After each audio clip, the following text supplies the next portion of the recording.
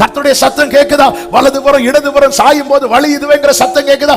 இப்பவே கேட்கலன்னா நாளைக்கு எப்படி கேட்கும்? இப்பவே கர்த்தருடைய வார்த்தை எனக்கு வரவில்லை என்றால் நாளைக்கு எப்படி கேட்கும்? 2வது அதிகாரம் 3வது அதிகாரம் மொத்த சபைக்கு பேசிவிட்டு 4வது அதிகாரத்தில் ஒருவரை தனிமையா பார்த்து நீ வா. இப்படிதான் கூடுவார், இப்படிதான் கூடுவார். ஒவ்வொருத்தரையா கூட்டிட்டு போகும்போது நம்ம காதுல இந்த சத்தம் கேட்கணும். இந்த பூமி ஒரு சொந்தம் அல்ல என்று இயேசு என் நேசர் மொழிந்தானரே. இக்கட்டும் துன்பமும் இயேசுவின் தொண்டர்க்கு இங்கே பங்காய் கிடைத்தீர்.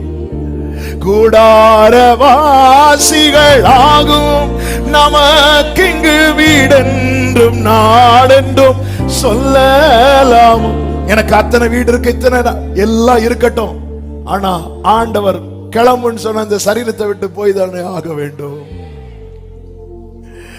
ஆமே.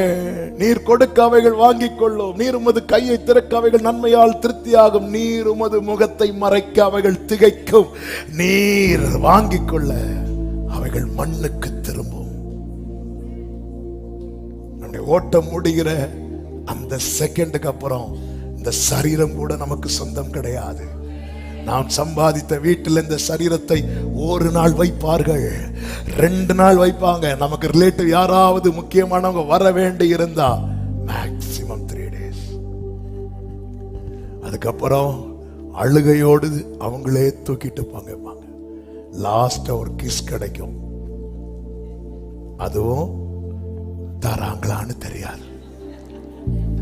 ஏன்னா ஒரு வீட்டில் நாங்க இப்படிதான் போயிட்டு பிரேயர் பண்ணிட்டு எடுக்கும் போது அவங்க மனைவி பிள்ளைங்கள்ட்ட சொல்றோம் இருக்கிறாங்களான்னு.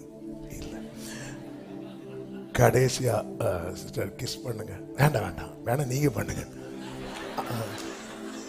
இனி என்ன பண்ண? அப்ப நாங்க இவ்வளவுதான் இவ்வளவுதான் இவ்வளவுதான் இவ்வளவுதான் மொத்தமே இவ்வளவுதான், மொத்தமே இவ்வளவுதான். ஆனா இங்கே நாம் கிடத்தப்படும் போது அங்கே ஜீவனுள்ள ஒரு தேசத்திலே கர்த்தருக்கு முன்பாக நடப்பேன். ஜீவனுள்ள ஒரு தேசத்திலே நான் கர்த்தருக்கு முன்பாக நடப்பேன்.